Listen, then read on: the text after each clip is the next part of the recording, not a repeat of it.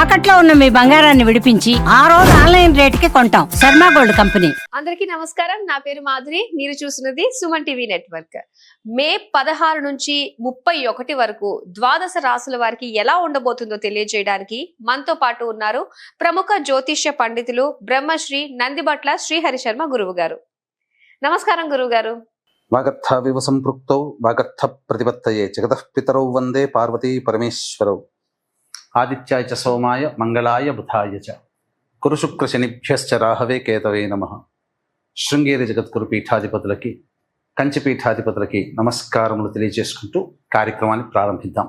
గురుగారు, కర్కాటక రాశి వారికి ఎలా ఉండబోతుందో తెలియజేస్తారా? ఇక 12 రాశులలో జన్మించినటువంటి వారికి మే 16వ తారీఖు నుంచి 31వ తారీఖు వరకు ఏ విధంగా ఉండబోతుందో తెలుసుకునే ముందు గ్రహ సంచారం తెలుసుకుందాం. వీక్షించేటువంటి ప్రేక్షకులకి ఒక సూచన. గురువు మారాడు, అలాగే 18వ తారీఖు నుంచి రాహువు కేతువు కూడా మారబోతున్నారు. అంటే ఉన్నటువంటి నవగ్రహాలలో ప్రధానమైనటువంటి గ్రహాలు మారబోతున్నాయి. కాబట్టి ఆల్రెడీ ప్రేక్షకుల్లో వివిధ రాశుల్లో జన్మించినటువంటి వారికి చాలా మౌలికమైనటువంటి మార్పులు ఏప్రిల్ నెల నుంచే ప్రారంభమయ్యాయి.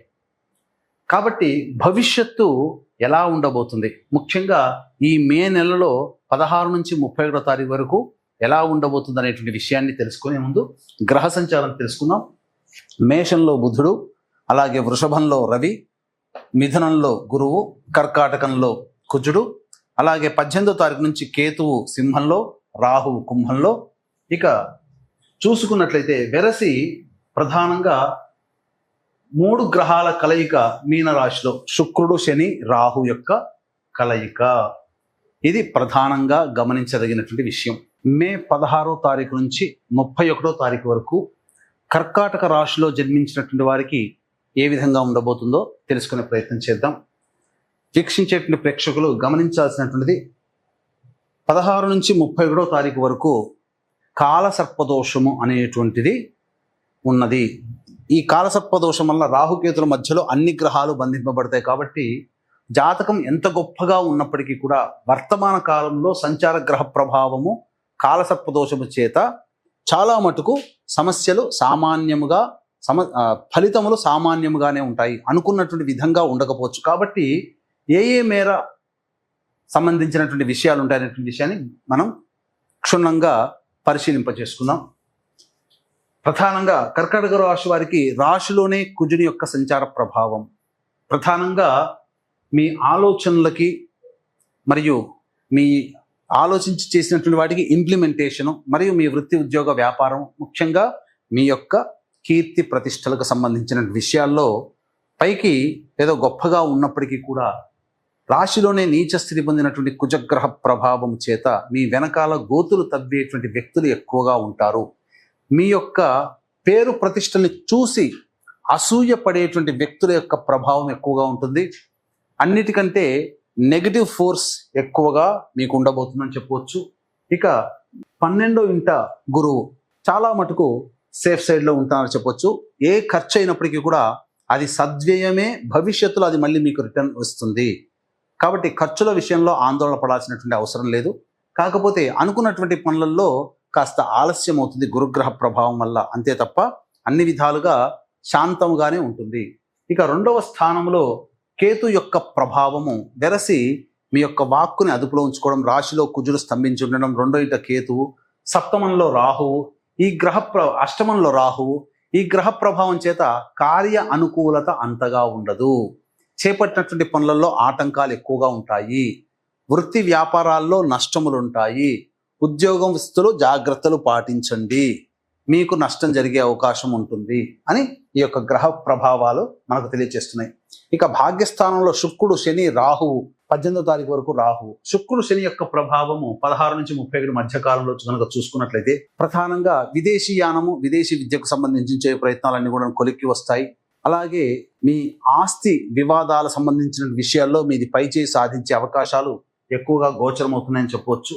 అన్ని విధాలుగా ఆనందదాయకమైనటువంటి పరిస్థితులు మీకు కలుగుతాయి. ఇక 10వ స్థానంలో బుధుని యొక్క సంచారము, ఇది చాలా విశేషమైనట్టు యోగప్రదముగా చెప్పవచ్చు. ఇతరుల సహాయ సహకారాలు మీకు కలగడం, తద్వారా మీరు అనుకున్నటువంటి పనులలో మీకు కొంత విశ్రాంతి లభిస్తుంది. అనుకున్నటువంటి పనులు ఇతరులు చేయడం ద్వారా మీకు విశ్రాంతి లభించడం, ఆ విధంగా ఎదుటి వాళ్ళ సహాయ సహకారాలతో మీ పనులన్నీ పూర్తి చేసుకుంటారు. ముఖ్యంగా వ్యాపారస్తులకి చాలా విశేషమైనటువంటి ధనలాభము గోచరమవుతుంది. ఇక 11వ ఇంట రవి ప్రభావము, ఇది చాలా అనుకూలము కర్కాటక రాశి వారికి. ఉద్యోగంలో ఉన్నటువంటి వాళ్ళకి అనగా నిరుద్యోగస్తులకి ఉద్యోగం లభించే అవకాశం ఎక్కువగా గోచరమవుతుంది. ముఖ్యంగా కోరుకున్నటువంటి సంస్థల్లో ఉద్యోగం పొందడానికి కూడా ఇది అనుకూలంగా ఉండేటువంటి సమయం.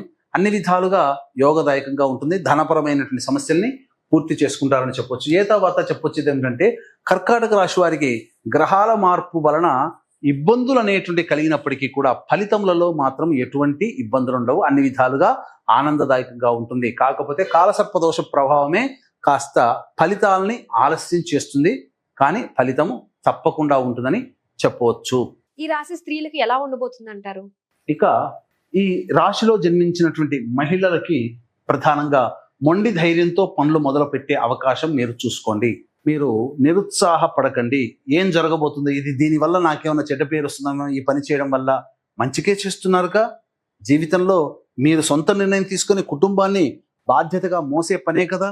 కాబట్టి అన్ని విధాలుగా మీకు తరువాత ఫలితాలు శుభంగా మారుతాయి. మొదట్లో కష్టములు ఉంటాయి.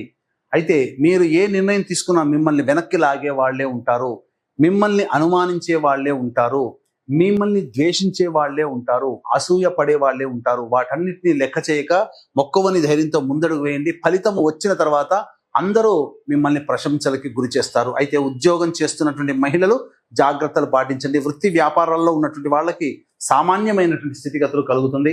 అలాగే విద్యార్థినులకి శ్రమతో కూర్చున్నటువంటి ఫలితములు అనేటువంటి కలుగుతాయి.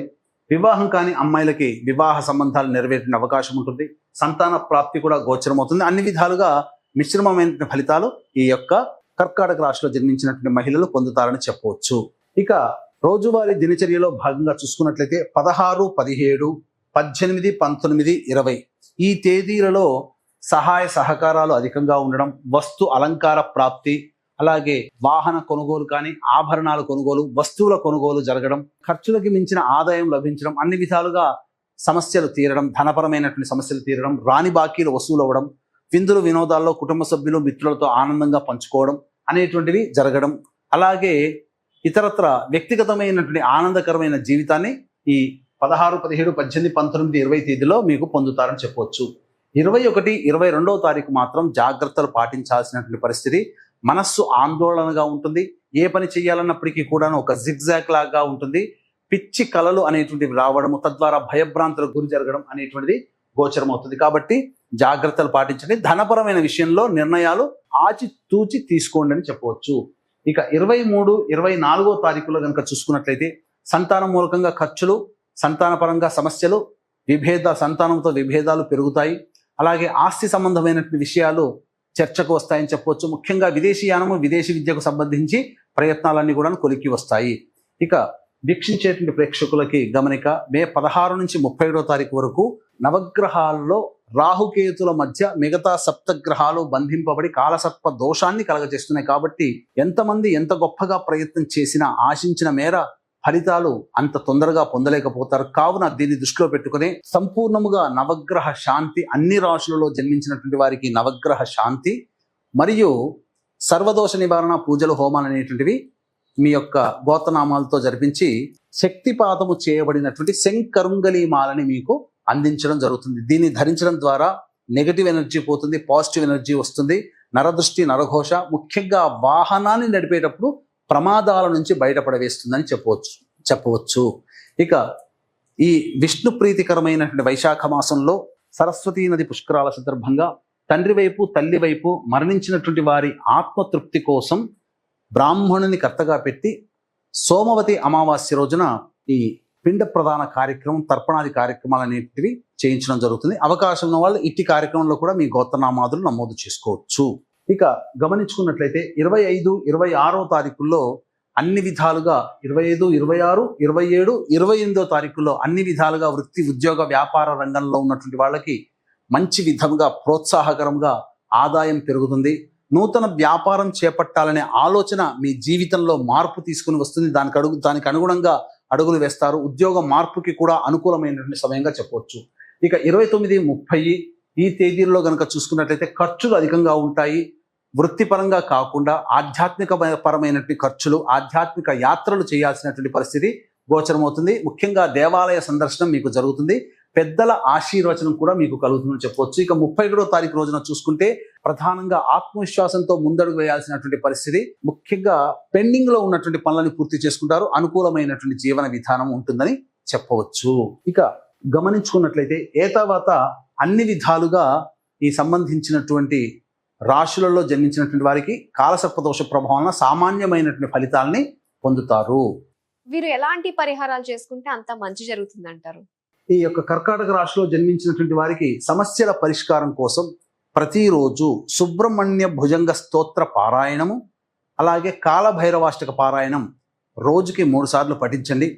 ఇప్పటివరకు చెప్పినటువంటి వాటికంటే కూడా విభిన్నంగా మీ యొక్క జీవితంలో సంఘటనలు జరుగుతున్నట్టయితే మీ యొక్క జన్మ జాతకంలో నడుస్తున్నటువంటి గ్రహ దశాంతర దశల యొక్క ప్రభావాలు కావున దగ్గరలోని మంచి ఉపాసనా పరులైనటువంటి జ్యోతిష్యులను సంప్రదించి వారి సలహాలు సూచనలు కనుక పాటించినట్లయితే మరింత మెరుగైనటువంటి జీవితాన్ని పొందుతారని తెలియజేయవచ్చు. అలాగే ఈ కాలసర్పదోష ప్రభావం వలన మే 31వ తారీఖు వరకు కూడా ఎవరికి కూడా అనుకూలమైన ఫలితాలు కలగవు. కావున ఆ రోజున నవగ్రహాలకి సంపూర్ణమైనటువంటి శాంతి, అలాగే సర్వదోష నివారణ పూజలు, హోమాలు జరిపించి శక్తిపాతము చేయబడినటువంటి శంకరుంగలి మాలని మీకు ఇవ్వడం జరుగుతుంది.